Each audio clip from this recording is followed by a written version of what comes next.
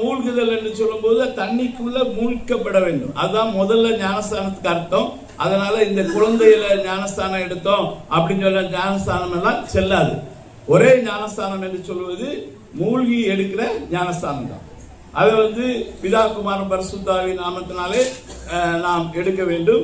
அல்லாவிட்டால் கர்த்தராகிய இயேசு கிறிஸ்துவின் நாமத்திலே நம்ம எடுக்கலாம். கர்த்தராகிய இயேசு கிறிஸ்து என்று சொல்றது அது பிதா குமாரன் பரிசுத்த ஆவியின் நாமத்துக்கு ஈக்குவல் தான். அந்த நாமம் இயேசு என்ற நாமம் ஒரு நாமம் சொல்லுவோம். கர்த்தராகிய இயேசு கிறிஸ்து. கர்த்தர் என்று சொல்வது பிதாவையும், இயேசு குமாரனையும், கிறிஸ்து பரிசுத்த ஆவியானவரையும் குறிக்கும்.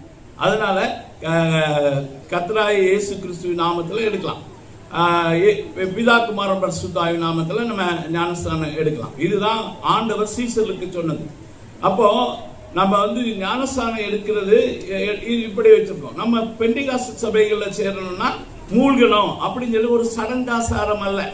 அது உங்களுக்கு ஒரு சடங்காசாரமாக வெளியில தெரிகிறது. ஆனால் உள்ளான மனிதன் மாற்றப்பட்டதுனாலே தான் அவர்கள் ஞானஸ்தானம் எடுக்கிறார்கள். எப்போ வேதம் சொல்கிறது இயேசு கிறிஸ்து உயிரோடு எழுந்தார் என்பது கிறிஸ்தவர்களுக்கு நன்றாக தெரிகிறது. ஆனால் நாமும் மரித்து போயிருந்தோம், நாம் உயிர்ப்பிக்கப்பட்டோம் என்பது அநேகர் ஞானஸ்தானம் எடுத்திருக்காங்க, பரிசுத்தாவின் அபிஷேகம் பெற்றிருக்காங்க. ஆனாலும் இதை உணராதபடிக்கு இருக்கிறாங்க. ஹல்லேலூயா. நம்ம ஞானஸ்தானம் எடுக்காம இல்ல, பரிசுத்த ஆவியானவர் நம்ம பெற்றுக்கொண்டிருக்கிறோம், பரிசுத்த ஆவியில நிரம்புறோம்.